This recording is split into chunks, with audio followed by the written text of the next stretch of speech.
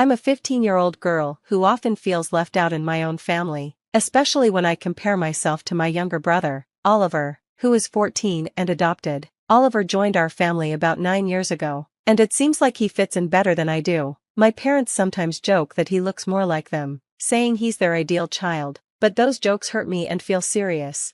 Our family looks like we could be in a lifestyle magazine, representing traditional beauty, a standard I don't think I meet. I was diagnosed with type 2 diabetes as a child, and managing my weight has always been difficult. My parents controlled my eating, which made me feel like I had to sneak food sometimes, because their monitoring felt like deprivation. About 5 months ago, my health took another hit when I was diagnosed with fibromyalgia. This condition sometimes keeps me in a wheelchair because of the severe pain. Adjusting to this has been hard, both physically and mentally. I'm already an introvert, so I spend most of my time in my room, trying not to bother anyone. I feel very lonely but don't want to be a burden. Despite my challenges, I've tried to keep some normalcy, like joining our annual family Christmas photo, which is a long-standing tradition. This year, however, when I got dressed and was ready to take part, my parents awkwardly suggested that the photo should only include them and Oliver. They said my wheelchair would spoil the picture. I offered to stand for a few shots, but they refused, making it clear they didn't want me included at all. Heartbroken, I went back to my room and cried, with no one checking on me. Feeling devastated, I called my grandmother and shared everything with her. She's a strong person who rebuilt her life after losing her husband. She listened to me with understanding and immediately decided to change her will. This surprised my parents and revealed deep issues in our family. What happened showed me that my family's acceptance of me is superficial and conditional. It also highlighted my grandmother's strong support for me during my toughest times, even if it caused drama. Even though their harsh words made me uncomfortable, I had come to terms with the fact that my parents' acceptance of me was conditional and probably wouldn't change. My grandmother has always been a source of strength and inspiration for me. Her unconditional love is a sharp contrast to the conditional acceptance I feel from my parents. I had hoped for a long time that they would treat me better, but that incident during Christmas reminded me that it might never happen. Every time my grandmother suggested that I could live with her, I hesitated, still holding on to the hope that my family would accept me. But that day, I finally agreed to her offer, realizing that in my own home, I was merely tolerated, not truly wanted. The pain of being excluded by my family was deep, but my grandmother was always there to support and comfort me. During our phone call, as I cried and shared my heartache, she promised to take me away as soon as she returned from her cruise. She leads an adventurous life filled with friends and laughter, which is very different from the solitude of my own room. The days leading up to her arrival were filled with silence at home. I went through my usual routine of school and isolation, while my parents and Oliver acted like everything was fine, hiding the tension beneath the surface. When my grandmother arrived, I was the one to welcome her into our home. My parents were unaware of the change that was about to happen. They greeted her casually, not realizing she knew about their exclusion of me from the family photo. When she confronted them, they were initially confused about how she knew, but soon figured out that I must have told her. Instead of apologizing, they brushed off the incident, repeating their excuses about not wanting to bother me with standing or having my wheelchair in the photo. I couldn't hold back anymore. I told them and my grandmother that their excuses were just a cover for their discomfort with including me. I pointed out how differently they treated Oliver compared to me, emphasizing that even though he was adopted, he was embraced as their own, while I, their biological daughter, was treated like an outsider. Oliver looked away, perhaps feeling guilty or recognizing the truth in what I said. My parents reacted defensively, accusing me of being dramatic and spoiled. They expected an apology from me for simply expressing the inequality and neglect I felt. They couldn't see how their actions and words were not just personal slights, but deep wounds to my sense of belonging. As painful as it was to confront these truths, my grandmother's presence gave me the strength to stand up for myself. Her unwavering support made me realize that I deserved to be in an environment where I was valued and loved unconditionally. With her, I knew I would find the acceptance and love that was so missing in my own home. I was ready to leave, not just the house, but also the conditional love that had defined my life there. My grandmother promised to take me with her, and I trusted her completely, eager for a new beginning where I could truly feel part of a family. Now that we have started to reconnect, things are gradually improving between us. The conversation with my grandmother opened my eyes to many things, including, I realized how my brother had been influenced by our parents' behavior toward me. I think he picked up on their cues without really understanding how his actions affected me. However, his willingness to acknowledge his mistakes and reach out to repair our relationship meant a lot to me in that moment.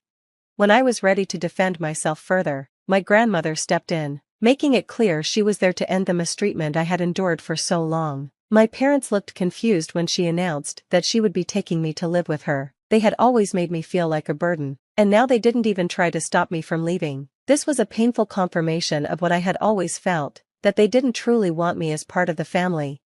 The silence that followed my grandmother's announcement was deafening. At first, my parents seemed indifferent, but their true feelings came out when she said she was cutting them out of her will. Suddenly, they scrambled to defend their position, revealing just how materialistic they were. My grandmother had built a successful grocery store business and had accumulated considerable wealth, but I had never cared about that. I loved her for who she was, not for what she had. Unlike my parents, my love for her was unconditional.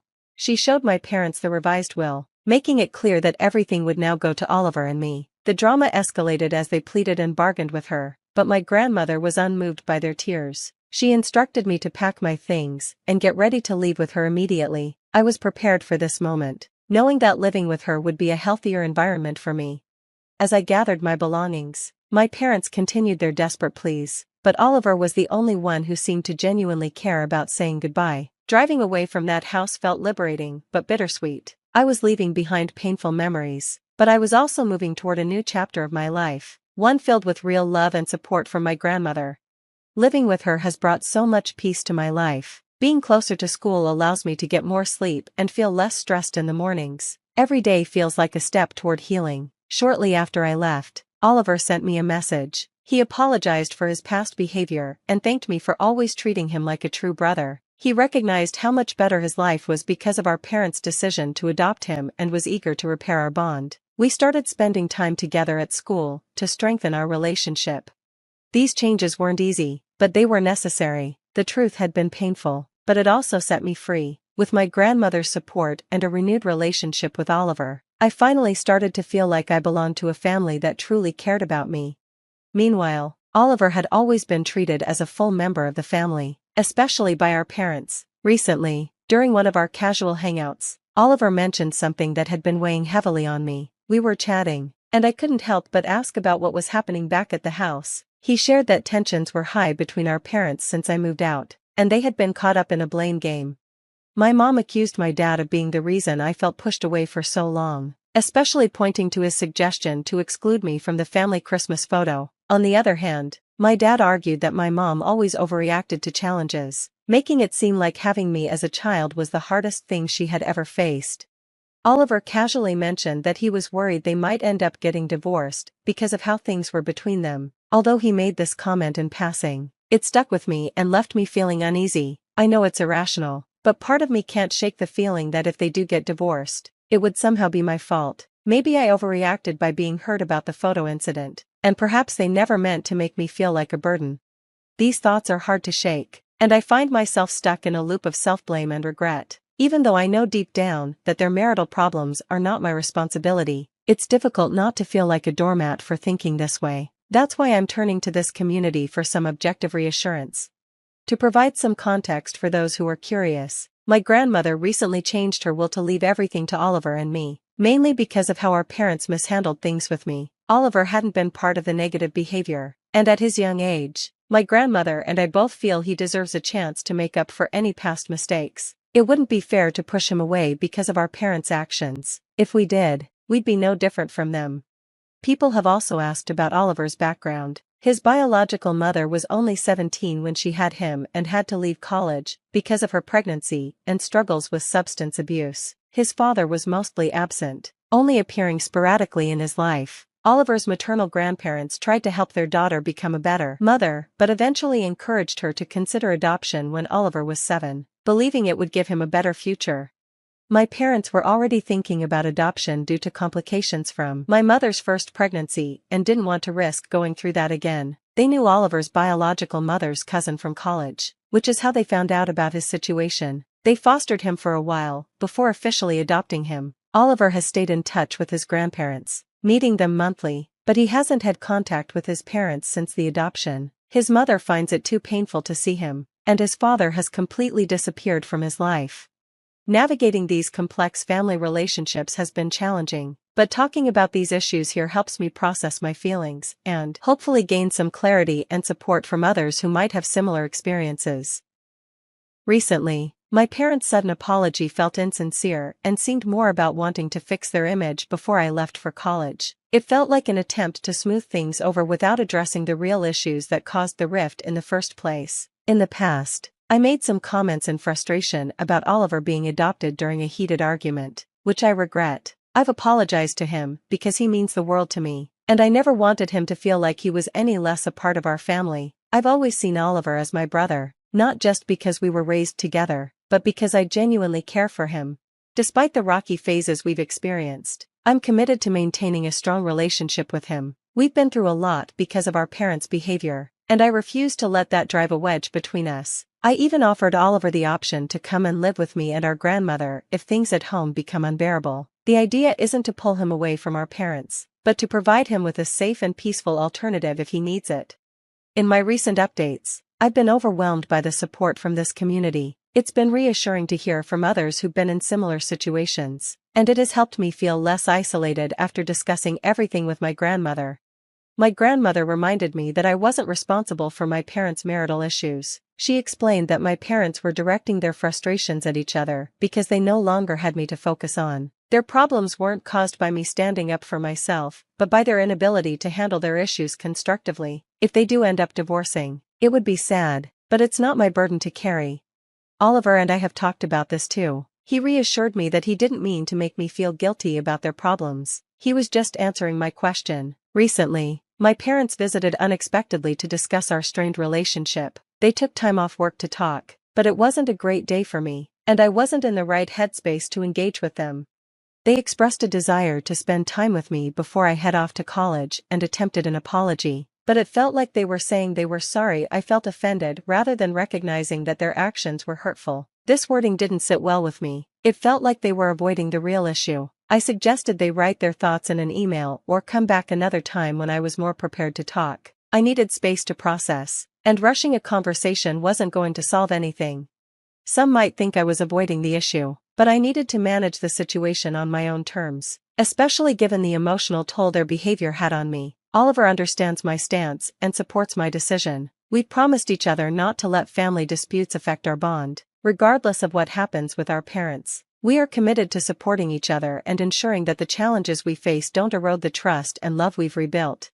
After several challenging interactions, it's clear that my parents aren't genuinely trying to understand me or correct their past mistakes. During a recent conversation, I tried to explain that my feelings were hurt because of their actions, but instead of acknowledging this and trying to make amends, they shifted the blame to my distance for their ignorance of my struggles. This only confirmed my suspicion that they were not capable of genuine apologies and were more interested in making me feel responsible. Feeling increasingly frustrated and realizing this blame game was going nowhere, I asked them to leave. They resisted, insisting we needed to have a full discussion, as if a simple conversation could fix the deep-rooted issues between us. They seemed to think that because they provided for me, which were just basic parental responsibilities, they deserved this conversation. I couldn't engage any further without getting upset, so I decided to retreat to my room. At that point, my dad escalated the situation by demanding that I stay and talk. Thankfully, my grandmother was there to intervene. She firmly told my dad that raising his voice wasn't acceptable in her home, especially after the way they had treated me. She made it clear that if I chose not to engage, they had to respect my decision and leave. This incident was an eye-opener for both me and my parents. It showed me that their main concern was how our family problems might look to others, rather than the actual well-being of their children. They worried about appearances and feared what people might think if they knew I had moved in with my grandmother. I was beyond caring about their reputation. I was focused on my own future and healing. After they left, my grandmother and I discussed whether I wanted to see my parents again soon. For now, my answer was a definite no. She supported my decision, assuring me that she wouldn't allow them to drop by uninvited next time. I also talked to Oliver about their visit. He was surprised by their actions and mentioned that the mood at home was gloomy since their return. While I felt for him, I knew I needed to maintain my distance for my own mental health. I'll be leaving for college in a week, I got into my first choice school, and my grandmother has arranged everything for my move. She'll even stay with me for the first couple of weeks to help me settle into my new apartment. This is a big step, living on my own, but I'm ready and looking forward to the future. My mental health has improved a lot without the constant stress from my parents. Oliver and I plan to stay in close contact through FaceTime, aiming to chat at least once a week. Although I'm sad to leave my current life and the security of my grandmother's home, I'm genuinely excited about starting this new chapter.